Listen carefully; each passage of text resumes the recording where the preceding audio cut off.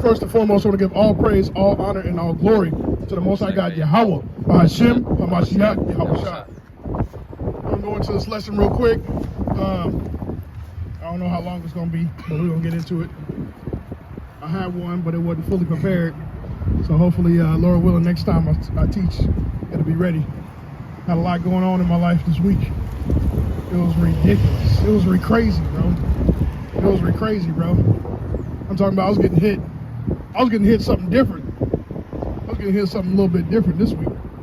But it is what it is. Hey, I don't know if you see the staff. I don't know who put that there. All right. Let me get 1 Corinthians 14 and 40. And let me get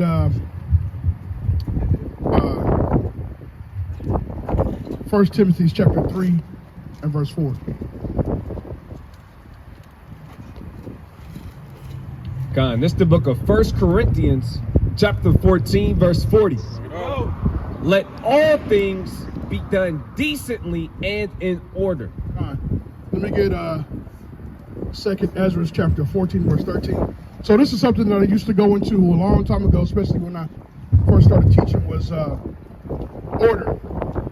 How important order is. There's a camp that a lot of people know when they come into the truth.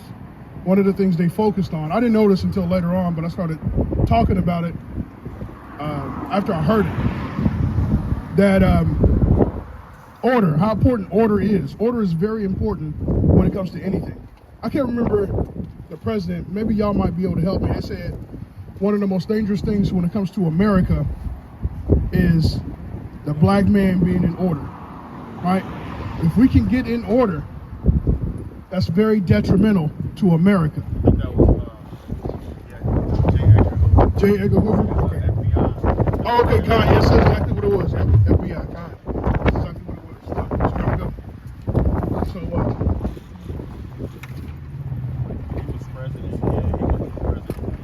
all right. So, order is very important. It said, let all things be done decently and in order. And that's something coming into this truth, especially trying to help build up a camp. Order is it's a tricky thing. It's really not tricky. It's straightforward. It's just the people are tricky. You know, trying to get things in order and set things up properly, especially if you've never done it before. If you've never done it before, never had experience in doing it, it's going to be hard. Let me get this. This is the book of 1 Timothy. It's like this is the book of 1 Timothy, chapter 3 and verse 4. Bring it out. One that ruleth well his own house, having his children in subjection with all gravity. In all gravity, what's that mean? You know what that means? Solid order. Solid order, it could be solid order, but serious, right? With all seriousness, all right. So it said, read that for me again. It's the book of 1 Timothy, chapter 3 and verse 4. Bring it out. One that ruleth well his own house, having his children in subjection with all gravity. For if a man know not how to rule his own house, how shall he take care of the church of God? So this is like the blueprint of building a camp. It's like the blueprint of building anything.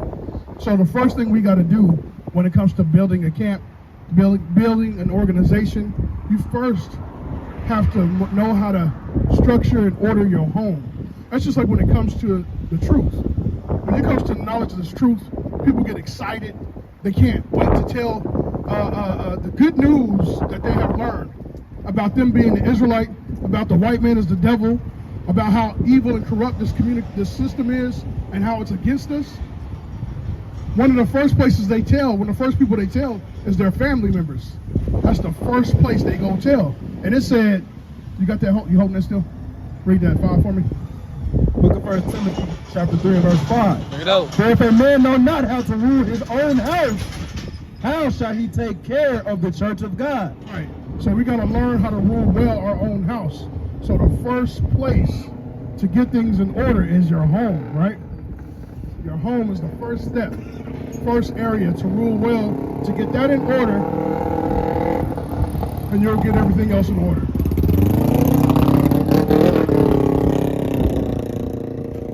Shalom, officer. Shalom.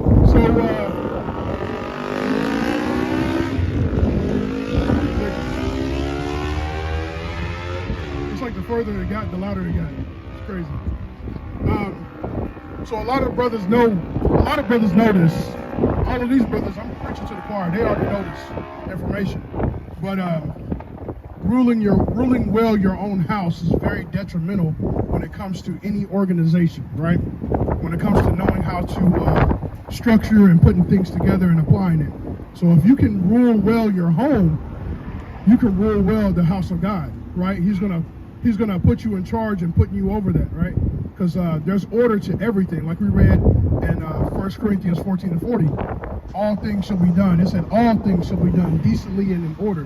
So us being as Negroes in the Negro mindset, death to the Negro mindset, by the way, the Negro mindset, you start to think that can't nobody tell me what to do? What you know, but then they go to a job and let somebody that they hate tell them what to do and dictate their pay and things and so on and so forth like that. Order and structure is very detrimental and is very necessary. Order is necessary when it comes to any organization, anything, even in your home. Let me get that.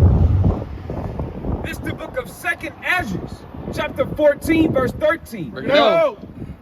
Now therefore set thine house in order and reprove thy people. So there's the blueprint. It says, now therefore set thy house in order and then reprove the people. So you yourself have to examine yourself, make sure that you're in order, right? And then make sure your home is in order. Everybody in that house has to examine themselves and make sure that they're in order, make sure that they're straight, right? And the Bible said, read that again. Now therefore set thine house in order and reprove thy people. So the house has to be set in order first, and then you must reprove the people. Then you're able to come out to the community and set the community in order. I talked about earlier about the camp that everybody knows that that's one of the things that they worked on for the first 3 months.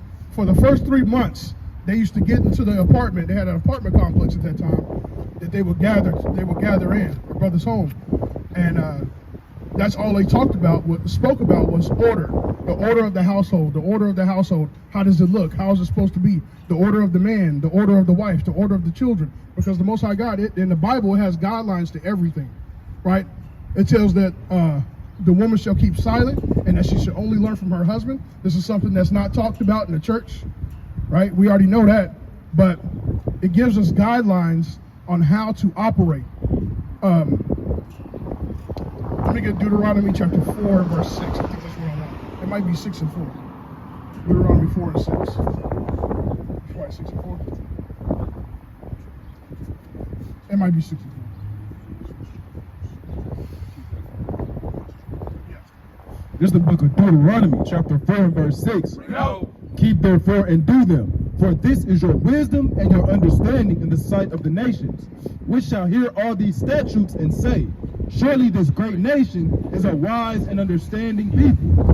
So this is something that's our constitution. As an Israelite man and an Israelite woman, we're supposed to keep the orders of the Most High God and set ourselves in order. So we're supposed to be the example of the whole entire planet on how things are supposed to look. That's right. Right?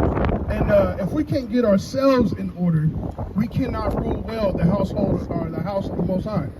Right? We cannot.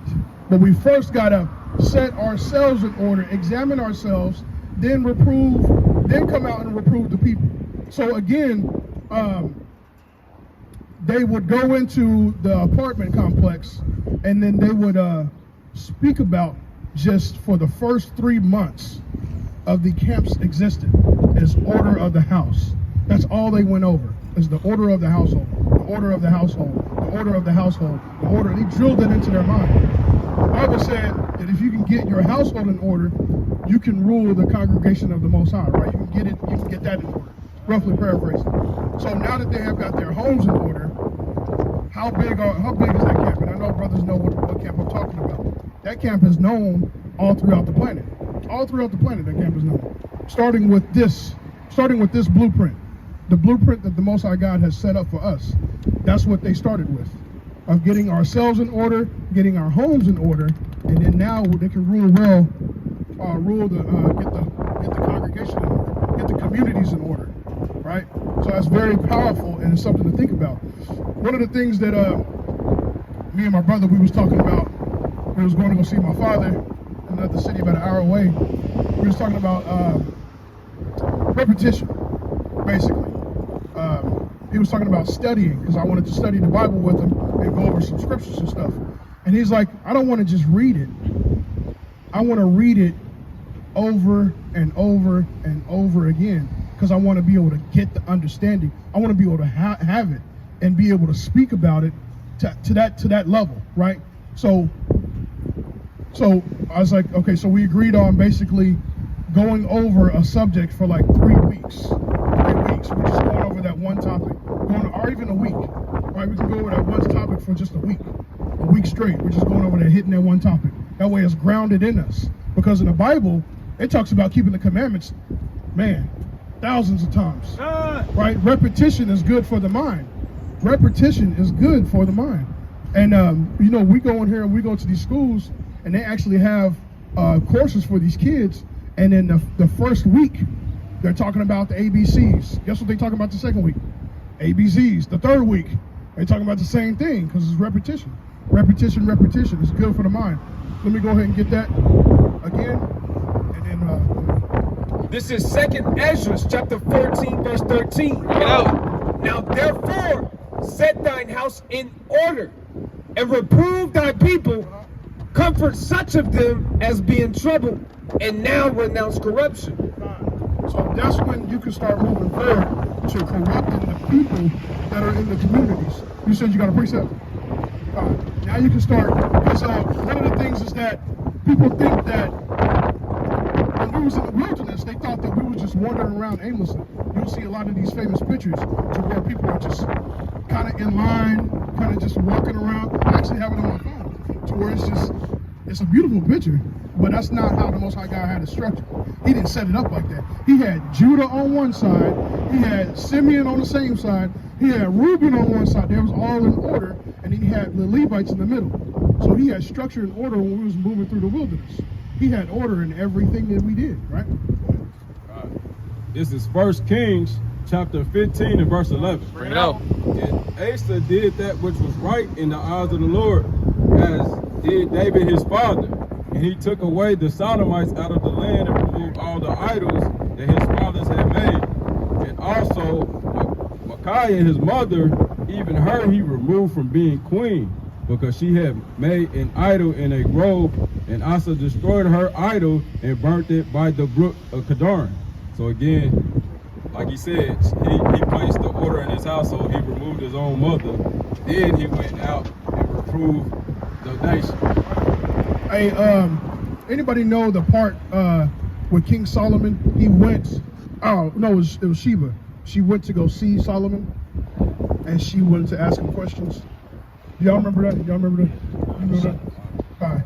And one of the things that I want to pull out is when she saw Solomon, what did she see? Did she just see like things just thrown all over the place? Did she see just like it was wealth there, but it was just kind of chaotic? That's not what we are going to see. She didn't see those things.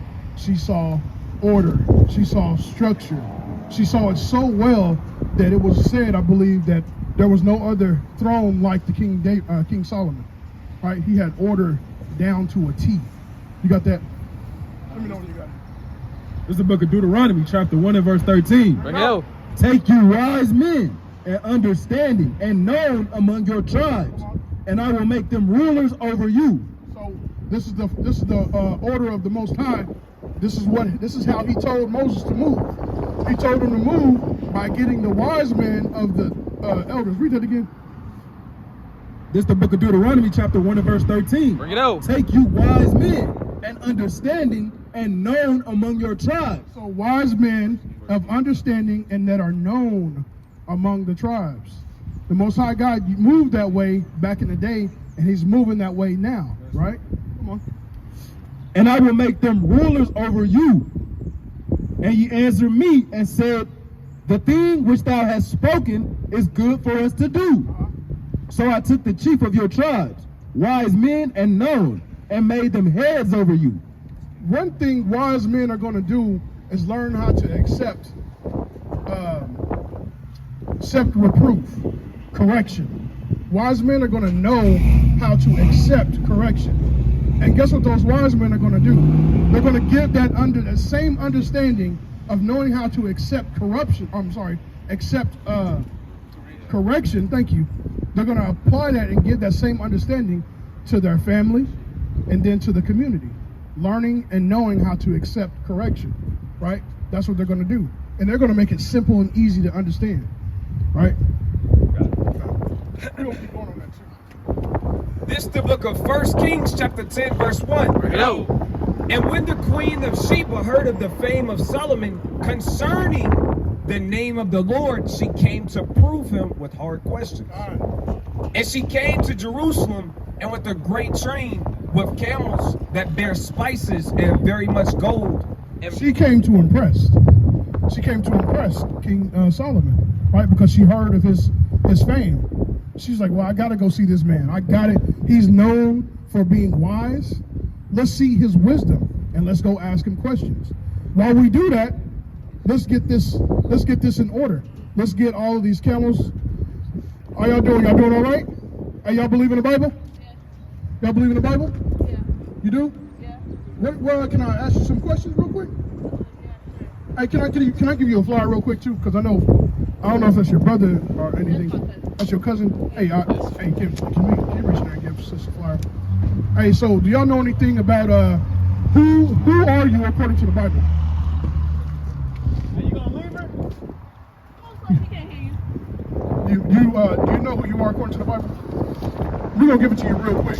So you are an Israelite from the Bible, and that's important because your salvation, your repentance, your identity is in the Bible. That's right. And we want to make sure that you know that you're an Israelite. Check us out on YouTube. At the bottom, there's YouTube channels that you can check us out, and you can probably even see yourself on there, right? So we're talking about the scriptures in the Bible and letting you know your identity and what you can do to get into the kingdom of heaven. That's Because right. a lot of people want to go to heaven, but they have no idea because the church hasn't taught them how to get into heaven, right? And we must learn how to keep God's commandments and repent. But thank you, sis, for your time. I appreciate you. Thank you. All right. 1 Kings chapter 10 verse 2. And she came to Jerusalem with a very great train, with camels that bear spices, and very much gold and precious stones. And when she was come to Solomon, she communed with him of all that was in her heart. And Solomon told her all the questions. There was not anything hid from the king, which she told her not. So she wanted to answer all the questions because this man was known for his wisdom, right? Very, very nice and interesting story. I like it. It put a smile on my face, right? I like you. Hey, you took that. Yeah. So she's asking King Solomon questions because King Solomon is known for his wisdom, right? Go ahead. And when the queen of Sheba had seen all Solomon's wisdom. Now let's listen to what happened when she heard about Solomon's wisdom, how wise this king was. Bring it out. And the house that he had built, and the meat of his table, and the sitting of his servants. Wait. Read those again. And the meat of his table, The meat of his table, and the sitting of his the servants, sitting of his servants, and the attendance of his ministers, and their apparel, and his cupbearers, and his ascent, by which he went up to the, that's ascent, by which he went up unto the house of the Lord. There was no more spirit in her. she fainted, bro. She couldn't take it, right? She was impressed, to say the least, right? He was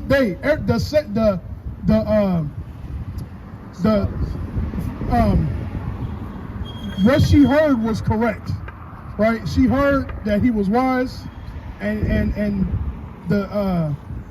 what she heard was right, right? She was very much impressed. She said she had no more spirit in her, bro. Say what? I ain't know that part. Yeah, she had no more spirit in her. But she saw the order of everything, the cupbearer, she saw the order of how he ordered and orchestrated everything in his household, in his kingdom. It was beautiful, man. That was beautiful. Right? And this is what something, hey, and then come to find out, this is part of, because this is going into part of the lesson that I wanted to bring out. Because I was like, I'm gonna bring this into the brothers and we could just have fun with this one. I know we was gonna have fun with that lesson, but I ain't ready for it yet. So I'm kind of holding it. That's just a part of it. But I got some scriptures where it talked about, y'all might have even heard this, where it talked about, I don't know if it was King Solomon or another brother, but they built 7 pyramids. They built 7 pyramids. That's in the Bible. That's in the Bible. For those in Israel. Pyramids. They built 7 pyramids. So they had order and understanding on how to build a building.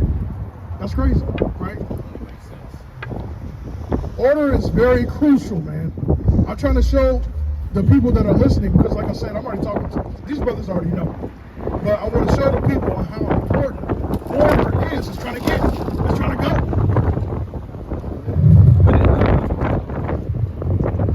And in my bag, yeah.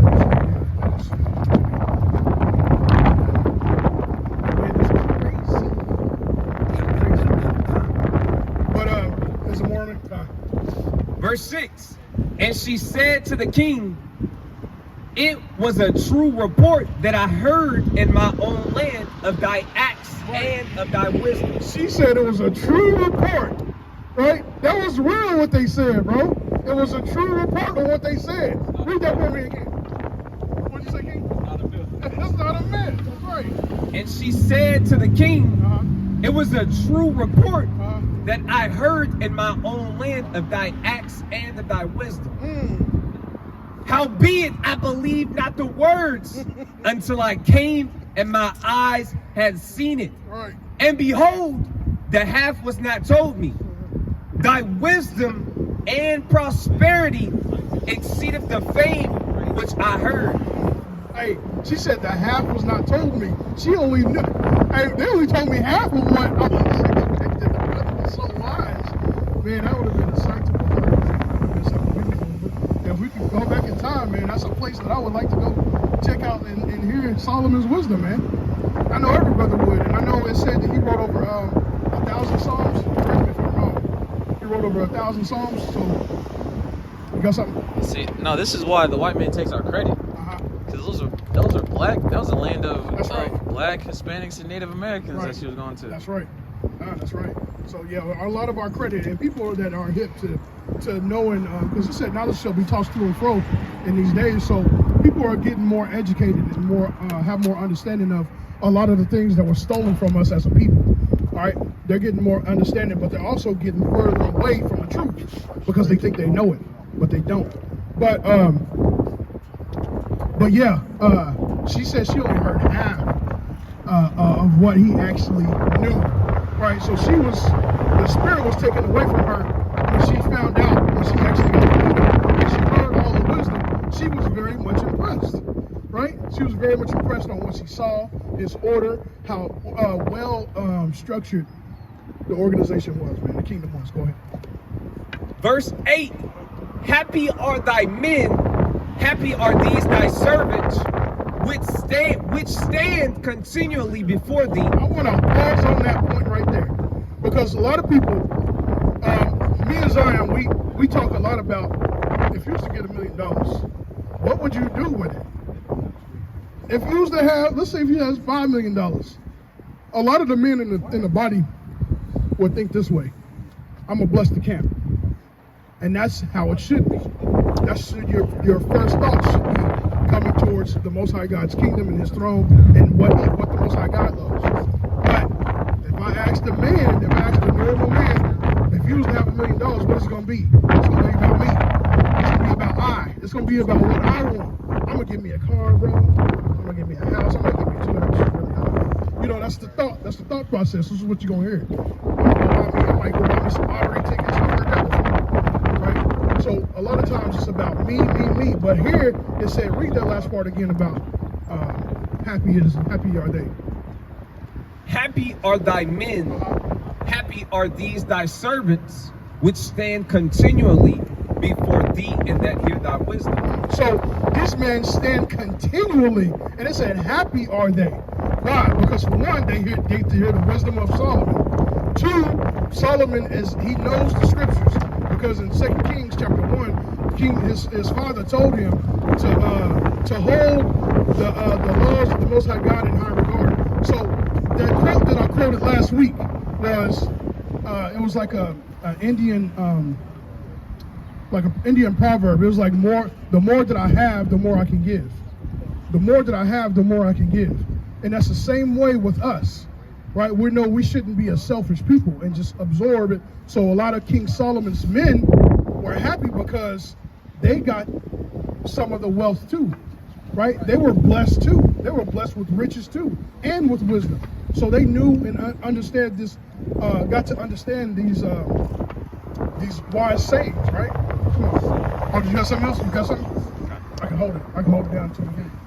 But yeah, so I'm going into showing how important order is and what it kind of looks like on a righteous level. Because the scriptures even said that, roughly paraphrasing, it said that when a wicked are ruled, you got that? Hey, okay, all right. This is the book of Proverbs, chapter 29, verse 2. When the righteous are in authority, the people rejoice. Hey, we just seen it. When King Solomon was in rulership, happy was his servants. Come on. But when the wicked bear rule, the people mourn. And this is what we see now. This is why we're in a wicked kingdom. This is one identity. This is one attribute on how to identify if you're in a wicked society or in a righteous society. Right? It said, this is Proverbs chapter 29 and verse 2. When the righteous are in authority, the people rejoice. But when the wicked bear fraud, the people mourn. Right. So when the wicked bear rule, the people mourn. We are in a place of wickedness.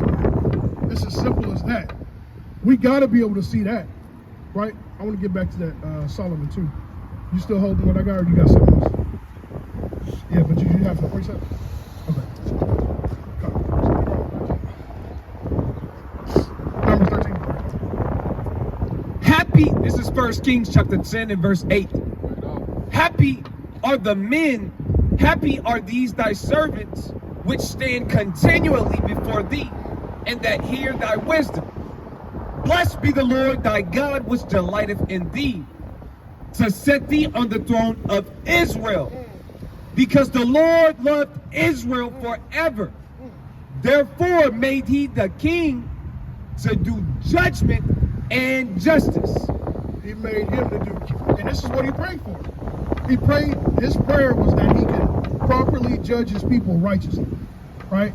That's what King Solomon's prayer was for the people, is to be able to judge the people righteously, and not just any people. This is talking about the people of the Most High God, the people that are near and dear to him, right? This is the people. Let me get Deuteronomy 7 and 6. Let me get Deuteronomy 7 and 6. You got it? This is Deuteronomy chapter 7 and verse 6. Bring it out. For thou art an holy people Unto the Lord thy God. The Lord thy God hath chosen thee to be a special people unto himself, above all people that are upon the face of the earth. Hey, sis. Hey, to let you know you're an Israelite, and the Bible said that you're above all people on the face of the earth. That's It right. said that you are above all people on the face of the earth. If you want to know more, come and check us out. We got a flyer for you, okay? All right, thank you, sis. So we gotta learn, we gotta teach our people who they are, man. Hey, and a lot of this stuff, man, it's I mean, I want to go into it, but I don't want to go into it.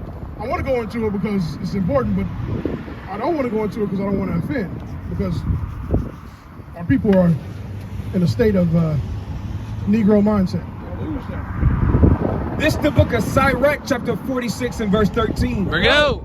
Samuel, the prophet of the Lord, beloved of his Lord, established a kingdom and anointed princes over his people. By the law of the Lord, he judged the congregation, and the Lord had respect unto Jacob.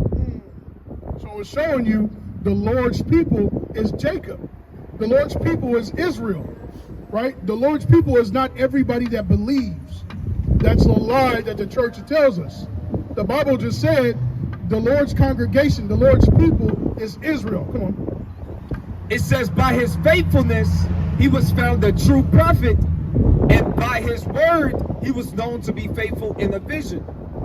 And the real point I wanted to touch on, it says, Samuel, the prophet of the Lord, beloved of his Lord, he established a kingdom and anointed princes over his people. It shows you the order on which we was operating our nation in. The magnitude of order, when the queen of Bathsheba, when she came and seen the nation, she was in awe because it was all set and arrayed in a beautiful fashion. Everything was ordered. She even touched on the cupbearers. She even looked at all of the servants and how they were seated. Even that was in order. The man who comes through and he pours wine, he was beautiful. It was all in order. It was fashioned. They had the precise moments which they would come before the king, how they would sit in order. Everything from the least to the greatest. How Solomon went up to the throne, how he went up to the king, to the tabernacle, how he went up to the temple. That's the real thing, because he fashioned the temple. Even the temple, when you read about the temple in Chronicles, it was fashioned beautifully. Everything was in order. Everything was in order. Everyone's precise land and the locations and the borders of the people. Everybody behaved themselves. I mean, everything was in order. It looked beautiful. She said, I didn't hear about all of this. I knew you was wise.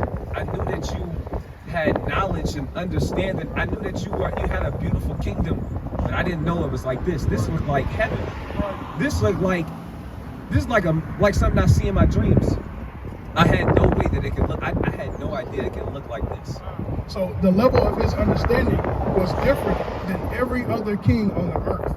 The level of understanding of what order is was different, right? And a lot of the people on the planet got a lot of their understanding from King Solomon, right? And they got a lot of understanding from the order, because you see all these other nations getting in order. You'll see a man, right, at the White House will just stand at the door, posted up, and wait for the president to come by just so they can open it and close it behind them. And then when they get tired, they'll have a man replace them, and the dude will come back and he'll stand in that same position. They understood.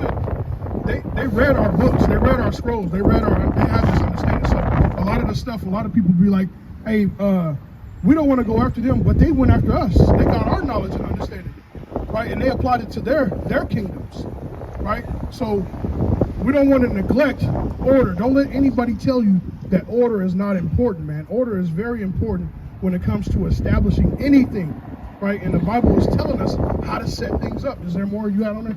All right, Con, let me get that Deuteronomy, because he said in 1 Samuel talked about princes. So the Most High God operates this way today and the same that he did a long time ago. So it talked about in Deuteronomy 13 that he used the wise men of the people to establish order. We already know there's nothing new under the sun, right? And the Most High God, his judgment is like unto a ring, right? So the things that were before are the things that are now. So he's going to use wise men back then. Guess who he's using now? Wise men today, right? So he's going to pull the wise of his people out to teach the people. You got a point? Yeah. There's this cartoon, basically anime, called Hunter x Hunter. Right. And basically, they had order the bad guys where they were ants, and the writers actually get inspiration from real life, right? These are real animals in the real life. So if you look at an ant colony, you don't see individualism in life. You see everybody's the same. They all got their roles, and they do it. And that actually works, because in the military, it's like no matter if you had the best hair, no matter if you had the worst hair, all get it. Y'all all say the same, because if you look the same, act the same, talk the same, if he got killed, he like you just got killed. It's not like, okay, yeah, he wasn't a part of me, that's why nobody cares about the black man. Right. So that's what I was just saying. Individualism. And to touch on that show, right? Because I've seen it a couple times. And I was talking to Officer Bahar right here a little bit about it. One of the things that I really liked and I was really impressed with was the servitude of the king's servants to him, the loyalty that they had to him. That was crazy, bro. That's on a whole different level, man. And like you said, if somebody died, it was like they died. Right. That's how they took it. That's the order and the structure, man. It's a really good. If you want, you're supposed to watch everything with a spiritual eye, right? Everything, it should be with a spirit. You shouldn't be just watching it just to watch it. You can get entertained by it, but your entertainment should come from knowing the scriptures and being able to apply it to the Word of God. So we saw when I saw the loyalty to the king and how much they had loyal to him. And it was to a point, you remember where, I don't want to keep talking too much about it, but you remember where he was like, he ripped his arm off, and then the little girl, she's like, what happened? What's happening? Because she couldn't see. But the servant was like, if you don't stitch your arm up, because he cares about him so much, then just take my life too. Right. Because he's going to bleed out. And he was Right. like, well, come closer and I'll take your head. And he started walking closer to him. Right? That was crazy, bro. Right. That is crazy. That was on a whole nother level. That is definitely not a Negro mindset, man. That's definitely not a Negro mindset. But what you got? 1 and 13. 13. Oh, you got something? Okay, cool. This is the book of Deuteronomy, chapter 1 and verse 15. Bring it up. So I took the chief of your tribes, wise men and known, and made them heads over you, captains over thousands, captains over hundreds, and captains over fifties, and captains over tens, and officers among your tribes. All right, so I'm gonna hip y'all to a little bit of insight. Maybe y'all might have not known, but I talked about the things that were done before were the things that are done now, and the Most High God operates the same way. So He's gonna use those same men. Yahushua had how many men? He had 12 disciples, right? Do you think that was an accident? Do you think they didn't follow him before? Regeneration? Bro, hello?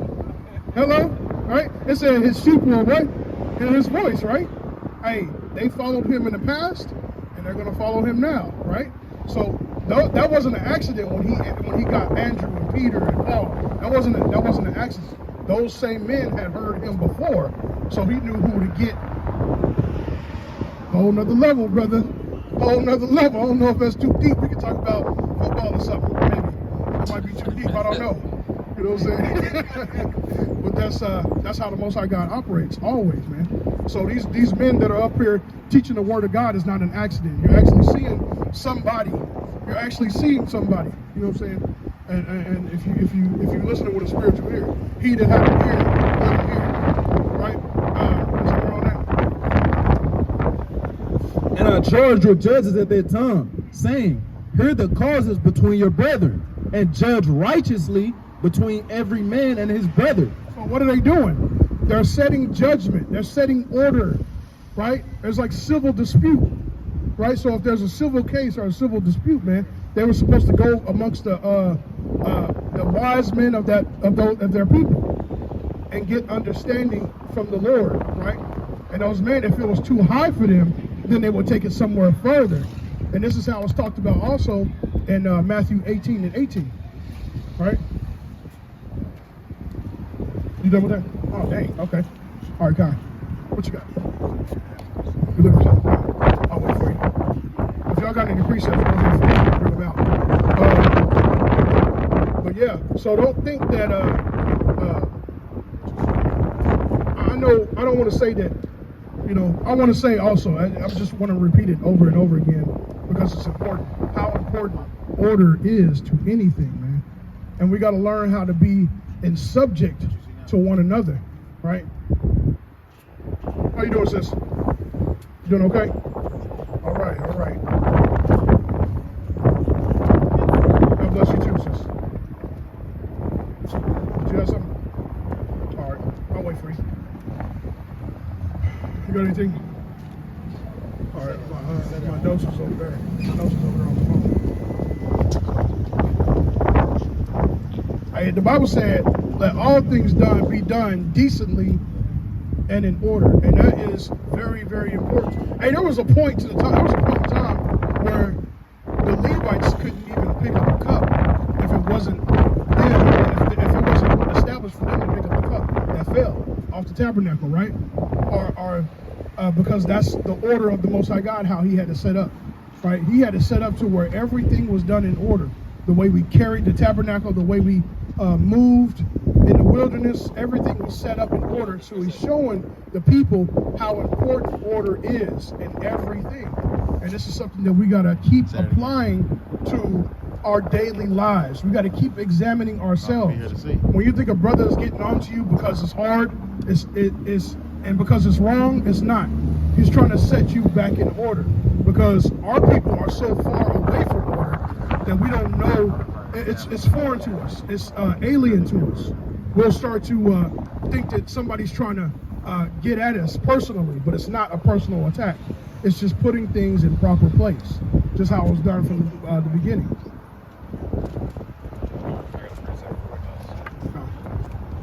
This is Numbers chapter 4 and verse 15. It says, "And Aaron and his sons have made an end of the covering the sanctuary and all the vessels of the sanctuary, as the camp is to set forward.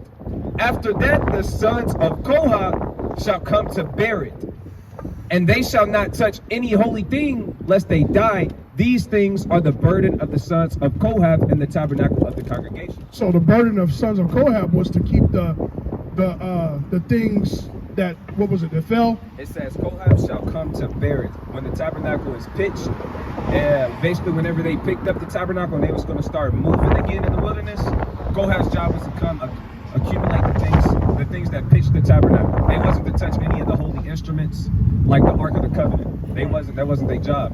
Hey, so real quick, so when Solomon was to review these testimonies and the scrolls, he reviewed these sayings on how we moved and operated, and he applied those to his kingdom, showing how in order things were. If it's not for you to open up that door, don't open it.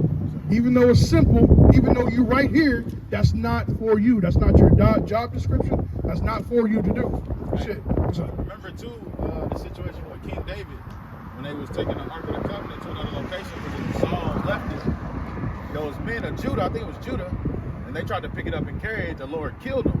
Remember, it said that King David got upset with the Lord, and he told him it was only the priest that could pick it up. That's exactly what I was touching on. Oh, you was already touching on it? No, but you said it good. You said it better than I did.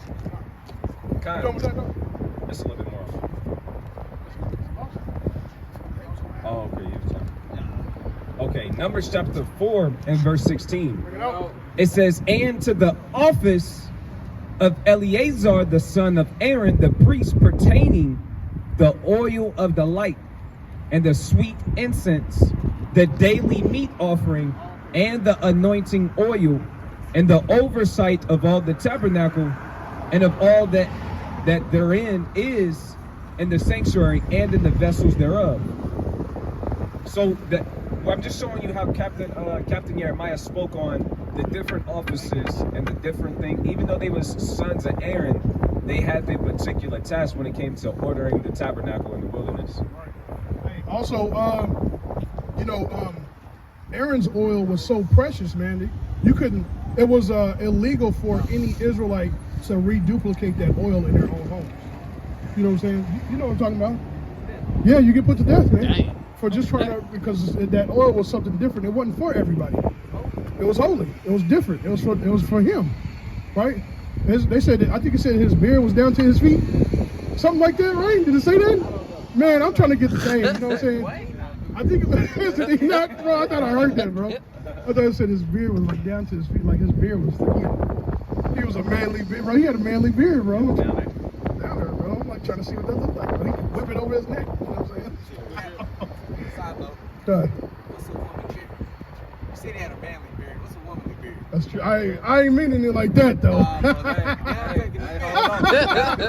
on, 2023, women got beards. That's true. That's true. They take that that hormone pill, bro. I seen it too.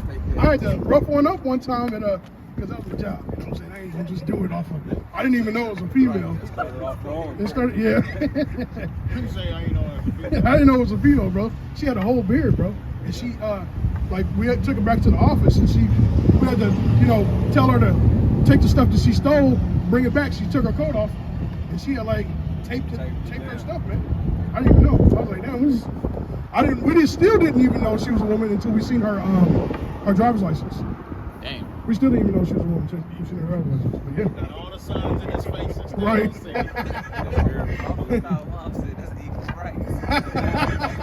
Right, that is equal rights. She like, you strong. Well, he, but you know, in her voice, Yeah. oh, you strong. I was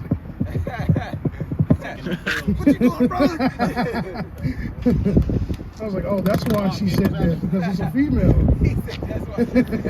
Shalom. Let me get Judith 8 and 24.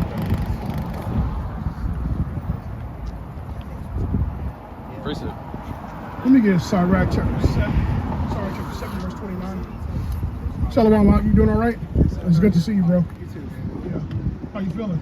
Chilling, man. Yeah. You got that podcast, huh? Yep, I did one a little bit earlier today. Yeah. Yep. Yeah, thank you.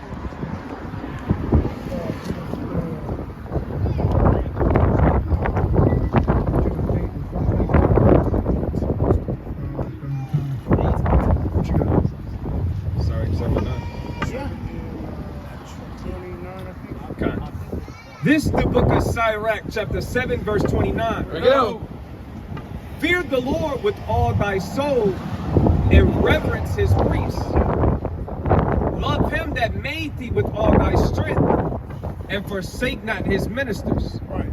So this is the respect of the men that the Most High God set in order. Right. This is not an accident. When the Most High God puts men in places and in their order, that's not an accident. We might think that those men were going after their own heart and setting up order based off of their own mindset, but that's not true because the Most High God set those men up. Right. Go ahead. Come. Verse 31. Bring it out. Fear the Lord and honor the priests and give him his portion. Right. It says give him his portion, but also if you go against the Most High God's order, you're ultimately going against the Most High God. You're not going against that man, that individual man, even though you may think that you are, but you're going against the order that the Most High God set up. And don't nobody want to go against the Most High God, right? That's why we're supposed to study to show ourselves approved. Go ahead.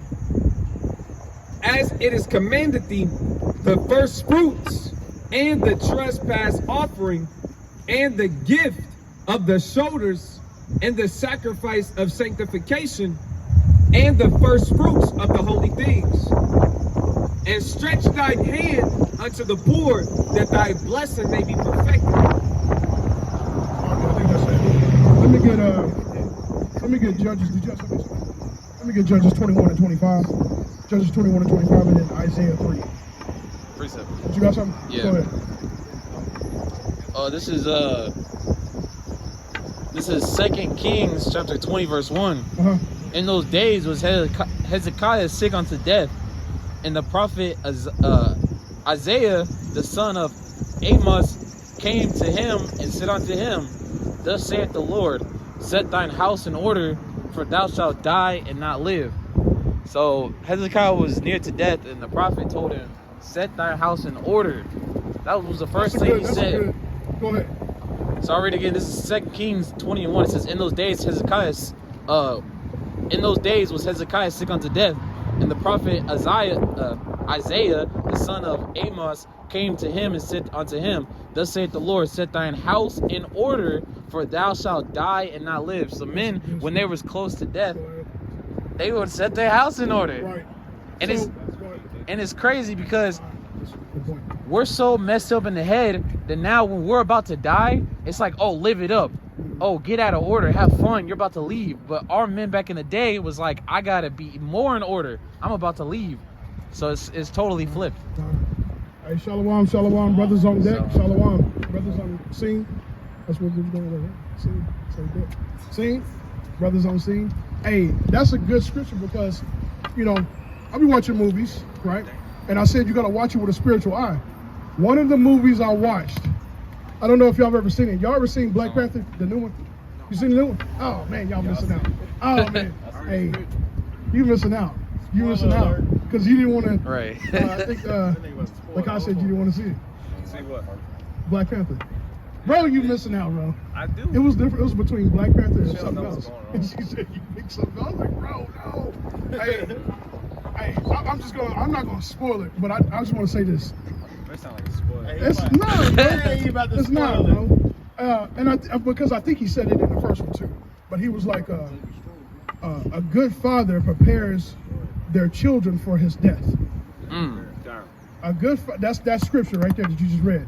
A good father prepares his children for his death. That's what King David did, like you said, and that's what Hezekiah did, yeah. right? So he prepared his household. He prepared his children for his death. Bro, my cousin, he wasn't prepared for his mother to die, right? And what happened to him? He died of a broken heart, right? That's what they said. His brother said they died of a broken heart. No parent, no good parent wants that to happen to their children. Right. So preparing your children for your death can look in many different ways. Setting them up in inheritance, that's one way of preparing your children for the death. Letting them know that you got to continue to go on, right? You got to continue to live. So that's a very good scripture because it's important, right? Setting things in order, something that we as Negro mindsets don't have. Right. We really don't have that. We don't have that understanding. And something detrimental could happen to a family member like that. They just set their household in order and letting them know that, hey, that understanding that it's not really death, it's sleep, it's not the end of things, it's a regeneration, giving them those understanding, those tools to keep going and letting them know mourning is okay, but don't stop. Don't stop living. You know what I'm saying? Right. Those things are important, man. And y'all as men and fathers, something for y'all to know too. Was there something else? 25. This the book of Judges, chapter 21, verse 25. Bring it out. In those days there was no king in Israel. Every man did that which was right in his own eyes. This is what we're in right now, right? This is why we got to come back to the Bible. Everybody's doing right in their own eyes and their own heart because they don't have understanding of their king. They don't have understanding in knowing that this is their king. The Bible is what sets us in order. They have no understanding. We are in this, our people are in this level of understanding of not knowing that they have a nation. They have their own nation of people, right? They have a brotherhood. The natives, the Hispanics, that we're all one brothers. We're all one people. They don't have the knowledge and understanding of that.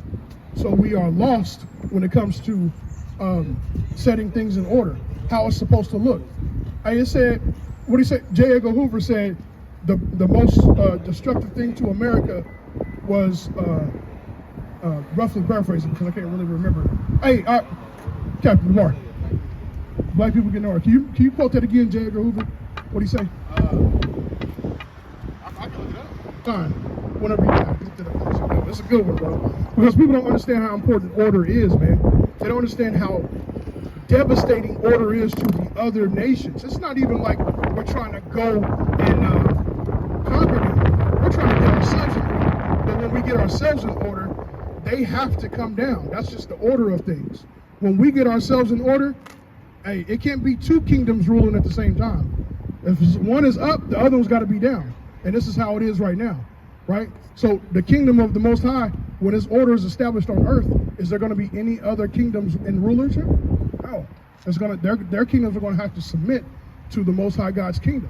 This is why we got to take time to come and learn and to come and put our bricks into the kingdom of heaven instead of putting all our focus into keeping this kingdom going, because this kingdom is going down. What you got, Keith? So this is FBI Director J. Edgar Hoover. He said Negro unity was the greatest threat to the United States of America. Negro unity was one of the greatest threats to America. Did I say that right? Go ahead. It's the greatest threat. And they just did an article on it too. They said that the black Hebrew Israelites is the greatest threat on earth right now.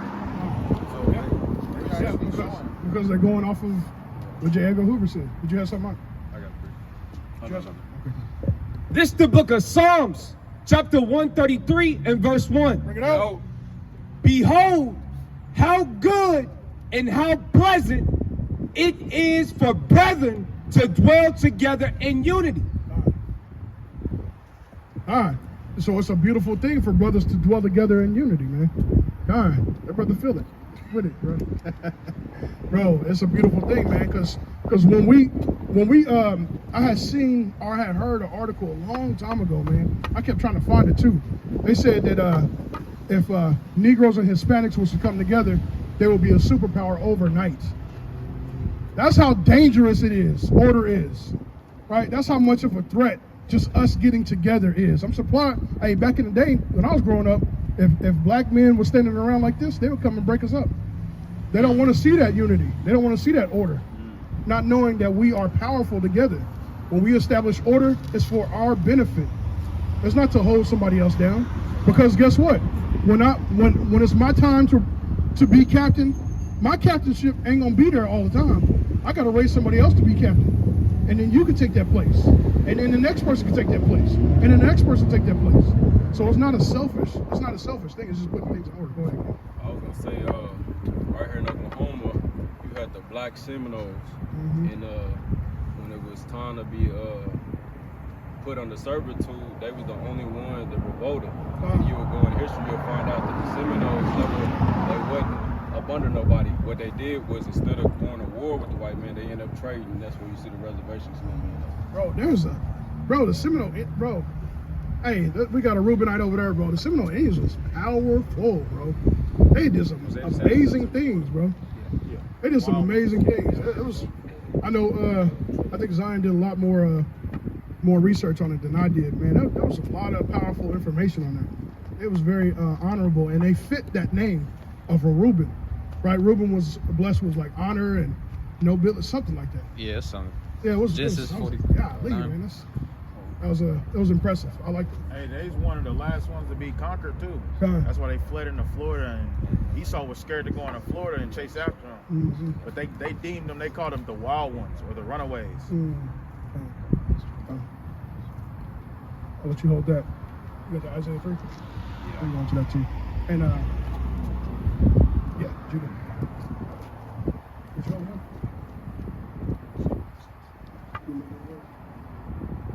This is the book of Judith, chapter 8 and verse 24. Bring it out.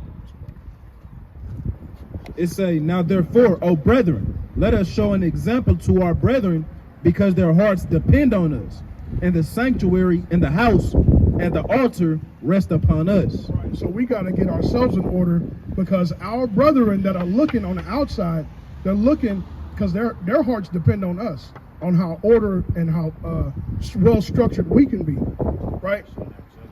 So we got to get ourselves in order, and we got to be an example to those that are looking from the outside in. Right? That's all. I had another scripture that came on my mind, but it escaped me.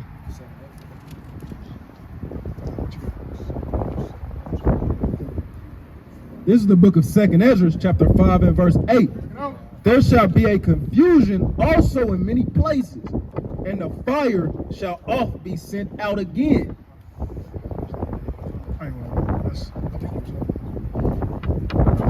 It was excellency. It was excellency of David. This is the book of First Kings, chapter 2 and verse 1. Verse 1. Now the days of David drew nigh that he should die, and he charged Solomon his son, saying, I go the way of all the earth. Be thou strong, therefore, and show thyself a man, and keep the charge of the Lord thy God, to walk in his ways, to keep his statutes and his commandments, and his judgments and his testimonies, as it is written in the law of Moses, that thou mayest prosper in all that thou doest, and whithersoever thou turnest thyself. Hey, so King David told his son Solomon to go into all the ways of the earth and showed himself to be a man by keeping the law, statutes, and commandments. One of King David's prayer was it wasn't a selfish prayer. It was a selfless prayer. It was a prayer, because a lot of people pray for, I want to hit this lottery, I want to win this jackpot. Their prayers are very selfish. King Solomon's prayer was a prayer to benefit all the nation of Israel. He prayed that he would be able to judge his nation with wisdom and knowledge and understanding. So it was a prayer that wasn't selfish. So because King Solomon prayed that prayer, the Most High God said, because you did that, I'm going to give you riches. I'm going to give you, because of that, he saw that his heart, he didn't want to, I don't want to just kill my enemy. I want to set my nation in order, right? So he gave him that type of understanding. And that's a message that goes out to all the brothers in the truth, man. We got to stop praying prayers that aren't selfish prayers, man. We got to pray prayers that are benefit of the nation. All right, I got the Isaiah 3. okay, Con. Let me get Hosea 4:1. Because I wanted to go in there too with this. Let me start at 1. This is the book of Isaiah, chapter 3, verse 1. Bring it out. For behold, the Lord of hosts, doth take away from Jerusalem and from Judah the stay and the staff, the whole stay of bread and the whole stay of water, the mighty man and the man of war, the judge and the prophet, and the prudent and the ancient, the captain of 50, and the honorable man, and the counselor, and the cunning artificer, and the eloquent orator. And I will give children to be their princes, and babes shall rule over them. And the people shall be oppressed, every one by another, and everyone by his neighbor. And children shall behave themselves proudly against the ancient. So we're seeing all of these wise and mighty men that were once renowned are being brought low, right? All of these wise and mighty men that were before were brought low. Like I said, all of these men that are coming into the truth, and Lord willing, they endure to the end, these men aren't here by accident. These men are here because they were doing this once before, right? We all know regeneration and how that goes, right? Regeneration is, can you scoop that? I don't know if that's I don't know what that is. But regeneration is, like I went over a little bit earlier, is that it said that his sheep shall hear my voice, right? So we understand that this is the right way. This is the right path. We understood that. Con. Okay, con. All right. You turn the mic down. Can you turn the mic down and the volume up? I want to be powerful when I speak. You know what I'm saying? I want them to feel me, bro. I want them to feel me. But we see that those men that were once renowned were brought low, and a lot of these men, we don't know who they are. You know, that's one thing about regeneration. We can't pinpoint and be like, oh yeah, you was Nathan, bro. You know what I'm saying? We can't do that. We don't have that. It's not unlocked to us. But Lord willing, we just endure to the end, and that's the end goal. But these people are here before. So these captains, these mighty men, these princes, they are here today and getting the congregation and getting the people in order once again. Right? We're doing it once again. We're doing it all over again. Was there more on that? Verse 5. And the people shall be oppressed, every one by another, and every one by his neighbor. The child shall behave himself proudly against the ancient, and the base against the honorable. So we're seeing the disorder. We're seeing the disorder of the community. We're seeing children ruling over the men, the women ruling over the men, and the men are having a hard time standing up. They're having a hard time standing on what is right, right? And when the men do push order and structure in the household, they're getting a big pushback on from their own families, right?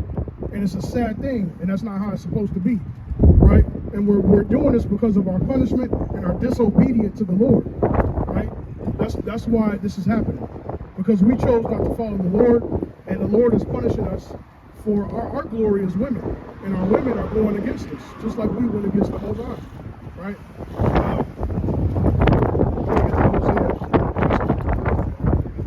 Isaiah 3:12. You gonna pull that one, Isaiah, you already there. He's already there. Isaiah 3:12. So like, yeah, I dropped it. I get that quick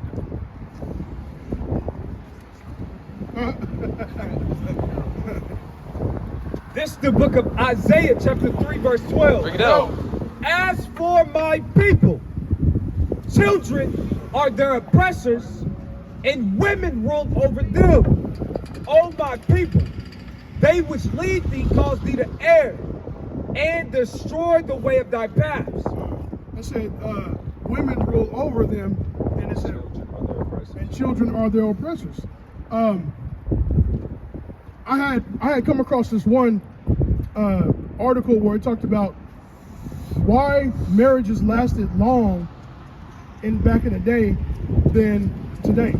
My grandparents, they lasted all the way up until they passed, right? My grandmother's still here, but my grandfather, he passed, and she's still single. But they survived, they were loyal to one another, and they lasted. So why did our grandparents last so long, and marriages today don't last that long? And it came down to something very simple, and that simple thing was bank accounts. Hear me out. I know it's funny. It said bank accounts. It said women have bank accounts and women have credit. They have those two things. Money is power, right? Money is power. So if a woman, when this is what the statistics are saying, when she has her own bank account, she's like, well, I don't need you no more. You know what I'm saying? I can go get my own thing. I could have been had this. I could have been had my car. And it called, because in the letter of, what's that letter called? Willie Lynch letter, it said that the woman used to be solely dependent on the man. Our grandparents, my grandparents, grandmother was solely dependent on him. She was solely dependent on him. She depended on him for money, for clothing, for food, just like it's supposed to be, right? But today's day, it's where the woman, she has her own independent. An independent woman is a weak woman, and that's against God. They even giving the man's money to the woman. That's true. That's a good point. That's a good point. Yeah, they're giving the man's money to the woman, which is destroying the household even further. It's destroying the household, man. It's giving that woman too much power, man. Way too much. And they think that they deserve it. And then they come to find out, what's that one, oh man, I can't remember her name. She played on, she had Eve, but she was like, when she was in her 20s, they showed a clip when she was in her 20s. She was like, I don't need a man, and I'm doing God good by myself, and she was talking all big, but then when she turned 50, they showed two clips of her 30 and when she was 50. She was crying when she was 50. She was sad because she don't have a man or children to come home to. She don't have that. That years of being able to have children is over for her. You know what I'm saying? I almost feel sorry for her because she don't have, on her deathbed, who's going to mourn her. Her children are supposed to mourn her. She don't even have children to mourn her, bro. Because the America has made feminist movement so great, and they make it so big that our women forget the importance of her purpose. She forget her own purpose of being here, right?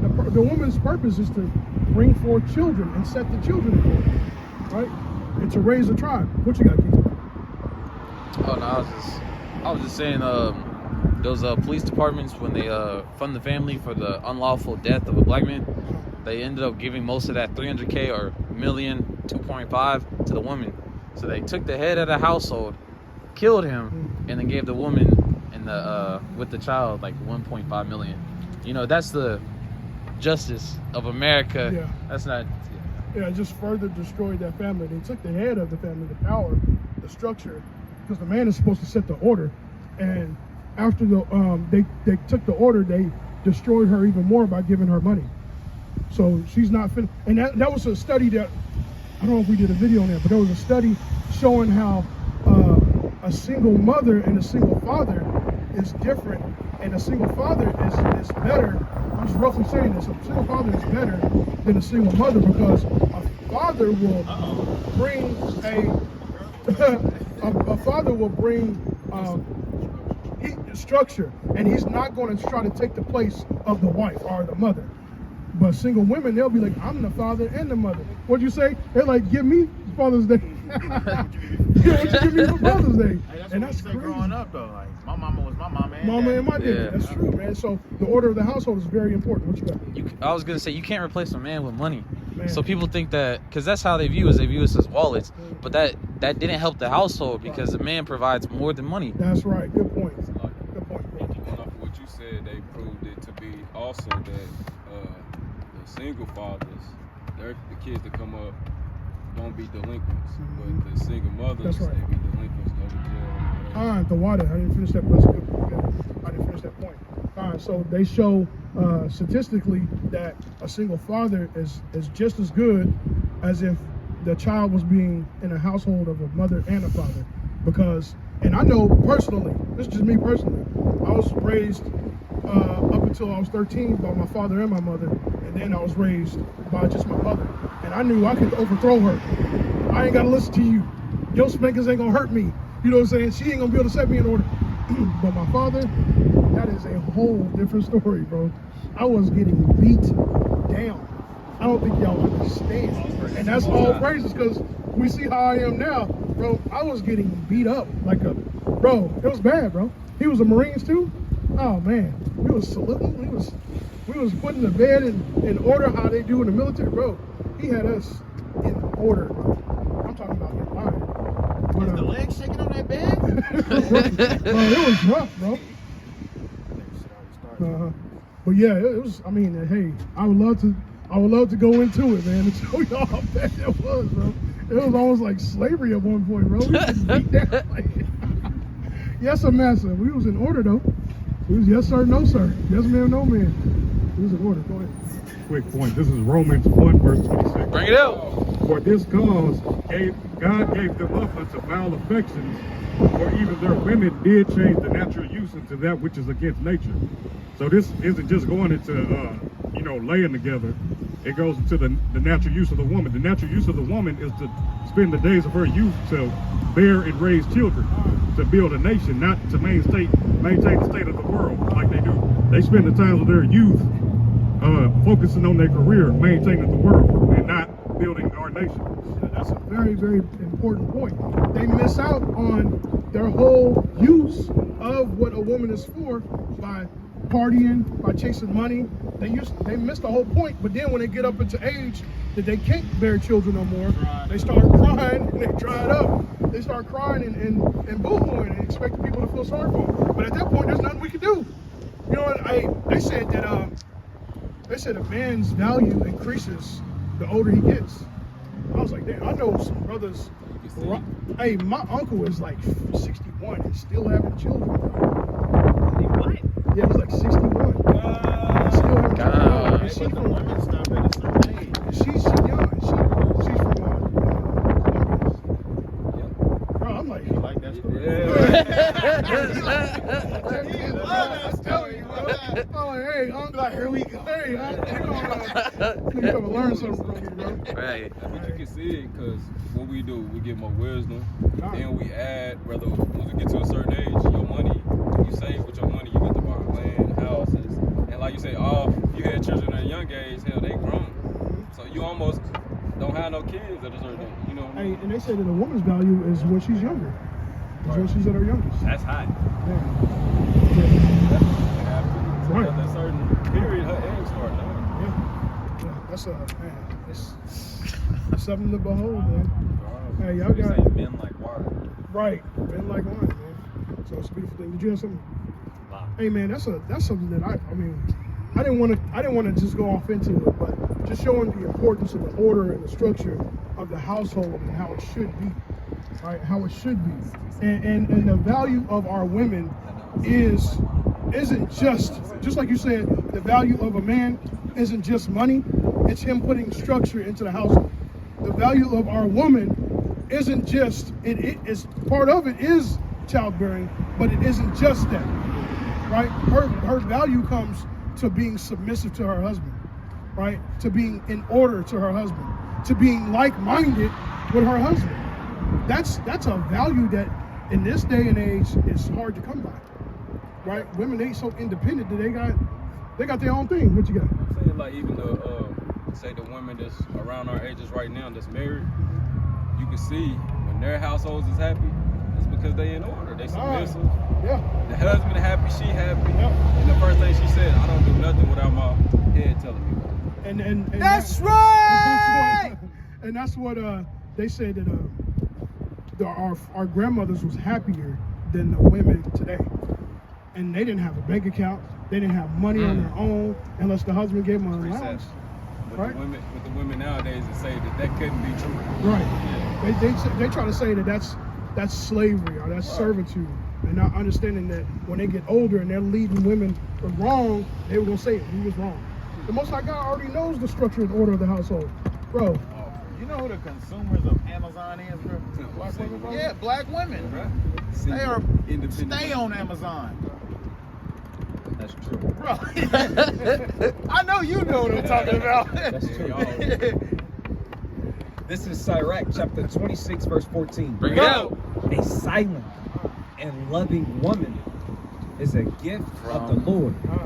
And there is nothing so much worth as a mind well instructed. Whenever you have a woman who's willing to submit her authority, her strength over to you, and yield her mind to you, and you get to build that up, you get to extract that. You don't do this, I need you to do this. This is what I like. That's what actually values a woman. That's what makes her valuable. That's why you want to possess her. The scriptures say a woman is our possessions. Con. And that is not derogatory, because what's mine, guess what? I take care of it. I take care of that. But that's what gives a woman more value. That's what God set it up to be. You know, I yield with that. When I came into the truth, I was far behind. I was so far behind to where I was told a happy wife, happy life. Right. That put me so far behind. Bro, I had to make strides emotionally, physically. That's so hard. And losing my first wife over the truth, we know how that goes. But the order of the household is so important. They think that they got to live it up now. And the terrible terms that they come up with, YOLO, I don't know how they say it. You only live once. So they keep thinking that they got to live it up now, and then they can rest when they're older. And they're getting this bad understanding that's leading them to death and destruction, influence. They're getting this bad influence that's leading them into a lot of hard times when they get older. And they got to depend on things that they shouldn't have to depend on if they had the order and structure of the household the Most High God has set up. Did you have something? Did you have something? Let me get Luke 10 and 1 if you got it. You know something? I can get that point too. It's the book of Wisdom of Solomon, chapter 2, and verse 1. Bring it out. For the ungodly said, reasoning within himself, but not aright. Our life is short and tedious. Our life is short and tedious. And in the death of a man, there is no remedy. Neither was there any man known to have returned from the grave. For we are born at all adventure, and we shall be hereafter as though we had never been. For the breath in our nostrils is as smoke, and a little spark in the moving of our heart. Well, this is how the ungodly think. They like, there's no point, so let's just do whatever. Make a long story short, that's the spirit they moving in. Hey, what's going on? Y'all got something for us? We talked to you before, bro. Yeah, I know. Yeah. That's what's up. Oh, okay. We're talking about the order and structure of the household and the body of the Most High God. The order of the church. Right. That's what we're talking about. All right now. Hey. Let him go. I'm letting him go, bro. Let him go. You wanted to look? That's what you're doing. Okay, Khan. This is the book of Proverbs, chapter 1, verse 1. It says, the Proverbs of Solomon, the son of David, king of Israel, to know wisdom and instruction, to perceive the words of understanding, to receive the instruction of wisdom, justice, and judgment and equity, to give subtlety to the simple, and to the young man knowledge and discretion. So I bring this out because you made a point of how far behind you was. Because what we was taught, it wasn't in concordance with the Most High God's thoughts. It didn't line up with how the Most High God structured it. So he was set back. It was like backstroking in water, but I mean, you're going backwards. You know, you want the overhand, you gotta go forward. And the reason why you was able to catch up from how far behind you was is because the Proverbs, the wisdom, the knowledge and understanding. Now you understand judgment. Now you understand justice. Now you understand mercy. Now you understand the dark sentences, the parables, and it's all because you got fluent in the words and the thoughts of the Most High God. Hey, and I don't know how to sound, but it hurt to. It felt good and it hurt, but I was standing for something. You know what I'm saying? Instead of just going with it, I was standing for the Lord. And that's something that a lot of men are going to have. We've seen it out there on Pine and Peoria. Bro came up and he said, you know what he said? He was like, you know, his wife going to leave him because she don't want a man of the Bible. She want a hard thug. She want a gangster. She don't want somebody that's believing in God. That's what she want. She want a hardcore man. But and he was in the fence between pleasing her with this a gangster-like mentality of a man, or pleasing the Most High God and standing for what's right. Right? That's the hard place that he was in. And we was trying to encourage him about standing for the Lord, because hey, the Most High God will give you a whole new family. The Most High God gave me a whole new family, man. You know what I'm saying? And more. Us. And us. A whole new family, man. So it hurt, but it was better for me.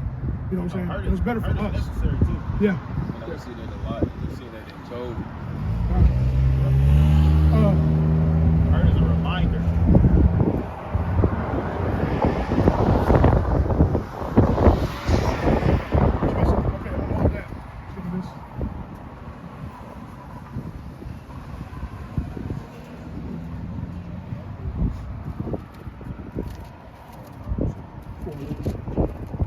This is the book of Hosea, chapter 4 and verse 1. Bring it out. Hear the word of the Lord, ye children of Israel. For the Lord hath a controversy with the inhabitants of the land, because there is no truth, nor mercy, nor knowledge of God in the land. God, so we have no truth, no knowledge, and no mercy. That's what it said. We don't have mercy for one another. We don't have no truth. What is truth? Truth is keeping the commandments of God. We fell from that, which is going to further understand that. We don't have any truth. So that's how he caused the heathens to overthrow us and overtake us, because we fell away from our wisdom. We fell away from our God. It says that we have power with him. We don't have power without him. As much as we like to believe we do, we don't have power without God. Right? We have no order, we have no structure, we have chaos. That's what we have without God. We have no order and understanding. Go ahead. Verse 2, by swearing and lying and killing Right, that's what we did. and stealing and committing adultery, Right? they break out, and blood toucheth blood. Therefore shall the land mourn, and everyone that dwelleth therein shall languish. Hey, and that land mourning is the land of Israel, man. Our land is in mourning, man. The whole planet is in mourning because of our disobedience and our lack of understanding the beginning in order, right? The whole planet, when you see birds fall from the sky, you need to take that personally, because you failed to get in order as an Israelite man and an Israelite woman. Boy, I was thinking about that. You know how the dogs be barking in the backyard? Them dogs, we always go over it. Them dogs is miserable. So now I look at the dogs, and when they be barking and shit, and I look at them, they be like, "You see what you done?" Like, you know what I'm saying? You see what you did? You did this. You did this to us. Yeah, man. The Most High God gonna set that back in order for us, though, too. And I did a lesson over how some of the things we're gonna get in the new covenant, and some of the things that's gonna be coming from the old covenant is gonna be applied to the new covenant. And one of those things is animals being back in league with us. We're not gonna have to have a kennel. We're not gonna have to have a zoo for our animals, man. We're gonna be in league with them. We're gonna be in agreements with them. You know what I'm saying? So it's gonna be a whole different look. And when brothers want to say I heard a brother say he want bears. Bears are not getting to keep. I want bears too. I like bears, bro. But You're not gonna have them like that though. You know what I'm saying? You're gonna have them like to where you can keep them in the backyard locked up. Hey, they said in SeaWorld they got dolphins in a man-made pool, but on the other side of that wall is the sea. How horrible is that, bro? They say them dolphins is depressed too. Yeah. And them whales. When them whales, they got that hump back over, y'all know. But then when they release them again, the fins stand back up. Yeah, they're in mourning, man. The whole land is in mourning, man. The whole earth is in mourning because of our lack of being in order, getting back in order, being brotherly, right? We don't even understand that, man. We have a lack of understanding on how to be brotherly and sisterly to one another. Therefore shall the land mourn, and everyone that dwelleth therein shall languish. With the beast of the field, Hey, Salakia, it said everyone in it shall languish. We brought out in Proverbs that when the wicked are in mourn, when the wicked are in rule, the people mourn, but when the righteous rule, people rejoice. So we're going to see, we have not yet to see that. We have not yet to see the rejoicing of our people. We don't even know what it looked like to properly rule our people, have leaders to our people. Go ahead. God, the Joe said, even trees are going to rejoice. It say that our leaders' language, right? The gates of our, but it said that our leaders have failed us. The old men have failed us. All of these people have failed us. And we got to start back by getting in order with the Most High God, and then getting our household in order, and then getting the community back in order. That's basically what I'm going over today. Let's keep going on that. with the beasts of the field, and with the fowls of heaven. Yea, the fishes of the sea also shall be taken away. The fishes of the sea. They're being put in these man-made pools, but on the other side is the ocean. That's sad, man. And not only that, that's a prophecy too of fish dying. But we've seen that. Yeah. We've seen prophecies of it. They are dying. Yet let no man strive, nor reprove another, for thy people are as they that strive with the priest. Therefore shalt thou fall in the day, and the prophet also shall fall with thee in the night, and I will destroy thy mother. My people are destroyed for a lack of knowledge. Because thou hast rejected knowledge, I will also reject thee. So he's going to tell us what the knowledge that we rejected. Come on. That thou shalt be no priest to me, seeing thou hast forgotten the law of thy God. We forgotten what? The law of thy God. We forgot what? The law of thy God. The law of the Most High God sets us in order, man. It teaches us how to be brotherly. It tells us that weak men hate their own brother, right? It tells us that weak men leave their households. That's what it tells us, man. Right? I want to finish that up and then we're going to move on. It says, seeing thou hast forgotten the law of thy God, I will also forget thy children. No. So, because we forgot the law of our God, we forgot, he said he's going to forget our children. Let me get that in Luke 10, what verse? God, this is the book of Luke, chapter 10 and verse 1. Bring it out. After these things, the Lord appointed all other 70 also, and sent them 2 and 2 before his face, and to every city and place whither he himself would come. We're going to go back over there, so hold that. So we're showing here, because a lot of people, one of the things that I had trouble with was showing that people was coming against me about order, because I was talking about was order being established, order. People were saying that order wasn't in the New Testament.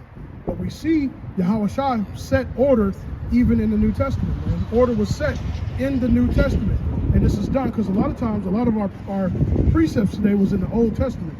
But they'll like to say that order is not in the New Testament. And we also know that bishops, they got deacons, and those men are the ones that are supposed to set order up in the churches or in the community. Come on, read that for me. The book of Luke, chapter 10, verse 1. Bring it out. After these things, the Lord appointed other 70 also, and sent them 2 and 2 before his face, and to every city and place whither he himself would come. Let me get Mark 6 and 39. Mark 6 and 39.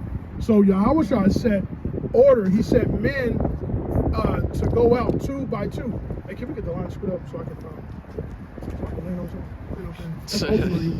That's ultimately my goal. That's my goal. Ultimately, is to lean on something.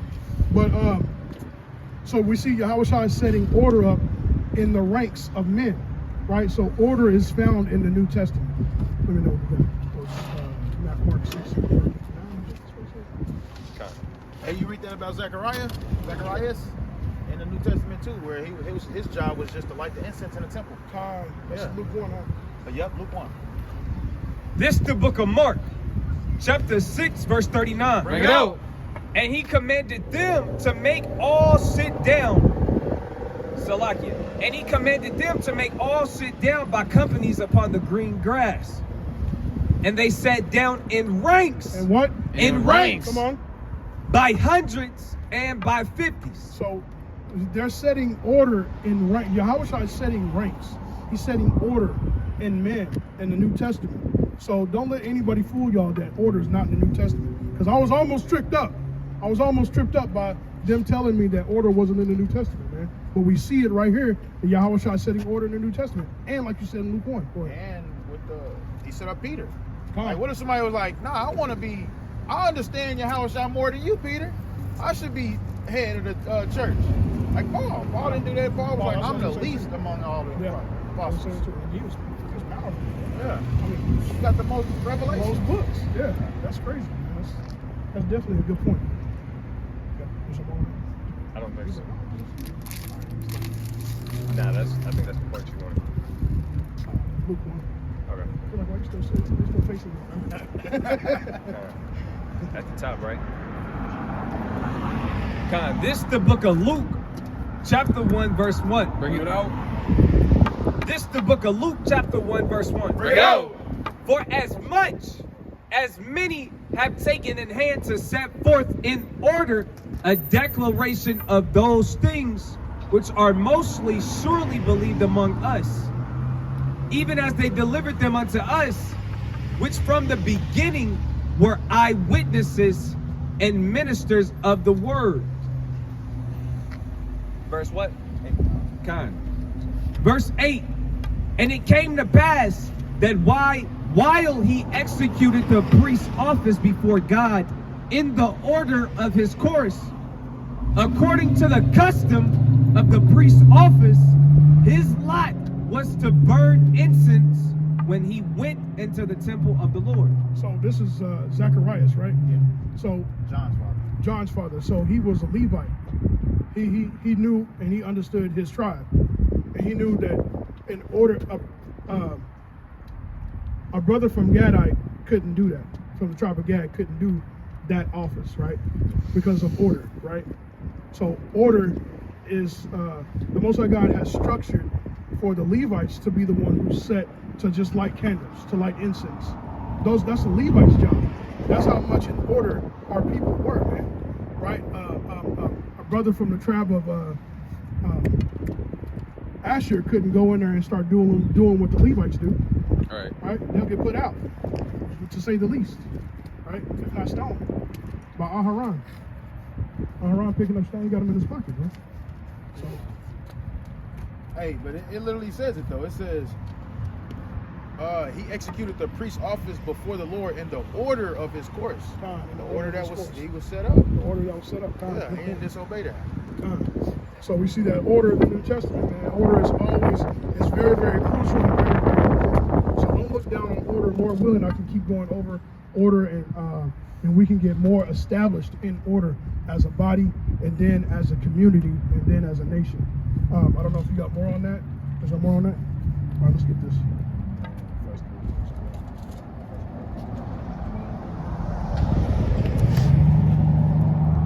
This is the book of 1 Corinthians chapter 12 and verse 18. Bring it out. But now have God set the members, every one of them in the body, as it has pleased him.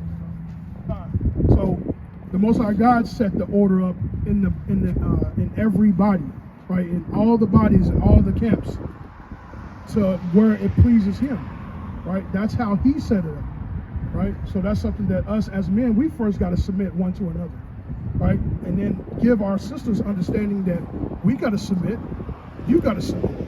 It's not like you are the only ones that got to submit, because because I know brothers have heard it many a times that sisters might say, y'all don't have to submit, but we do have to submit one to another.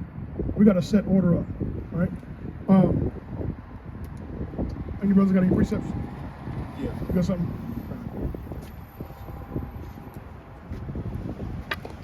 All right, so this is 1 Kings, and this is dealing with the Northern Kingdom. 1 Kings 13. Did you already bring this up?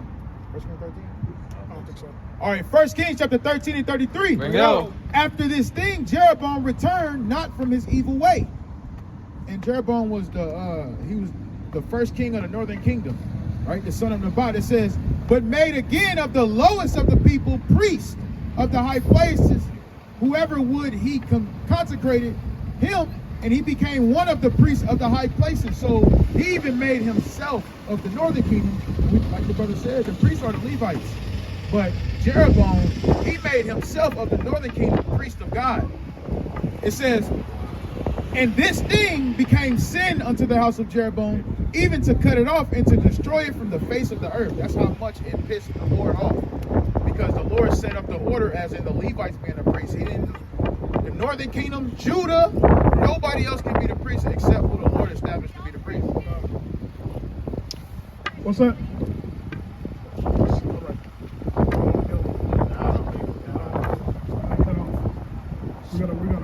We gotta walk in wisdom.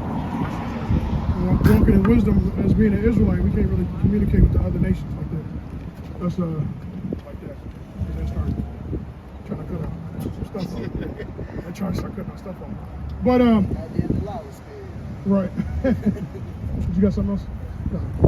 It's the book of Romans, chapter 13 and verse 1. Bring it out. Let every soul be subject unto the higher powers, for there is no power but of God. The powers that be are ordained of God. Whosoever therefore resisteth the power, resisteth the ordinance of God. And they that resist shall receive to themselves damnation. So saying that to say, the order that's been established, camps, for example, these things are of the Most High. They are ordained of the Most High. And if you resist these things, you are resisting the order of the Most High. Let me get Joshua chapter 1 and verse 16 through 18. Joshua chapter 1 verse 16 through 18. He probably got to drive it like that. You know what I'm saying? He's probably so bad, probably so raggedy, he got to drive it like that. I got to push on the gas as hard as I can to go when I put it in gear. This is the book of Joshua chapter 1 and verse 16. Bring it out. And they answered Joshua, saying, all that thou commandest us, we will do. And whithersoever thou sendest us, we will go. According as we hearken unto Moses in all things, so will we hearken unto thee. Only the Lord thy God be with thee, as he was with Moses. Whosoever he be that doth rebel against thy commandment, and will not hearken unto thy words and all that thou commandest him, he shall be put to death. Only be strong and of a good courage. He said, if you don't hearken unto him, you shall be put to death, because you hearken unto Moses that way, you need to hearken unto Joshua, the next leader, the same way. And if you don't, you'll be put to death, man. Right? And that's how much the people really loved Moses and Joshua, man. Right? And it's going to be done that way again, Lord willing, when it's all said and done. But did y'all have anything else? You was looking for something. Yeah, I was looking for something, but go ahead. I don't have nothing else. I have more, but I don't know if we got the next speaker. I'm the next speaker.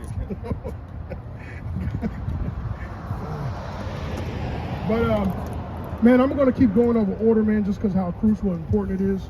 And we talk about it, but we definitely got to keep talking about it more and get into the Bible a lot more. And more importantly, talking about is important, but more importantly, applying it is important. We got to apply with what we know, and we got to first start out with ourselves, and then our households, and then the community. All right, so with that, I'm gonna go ahead and end. I'm gonna give all praises, all honor, and all glory to the Most High God, Yahweh, Hashem, Hamashiach, Yahweh Shai. Shalom.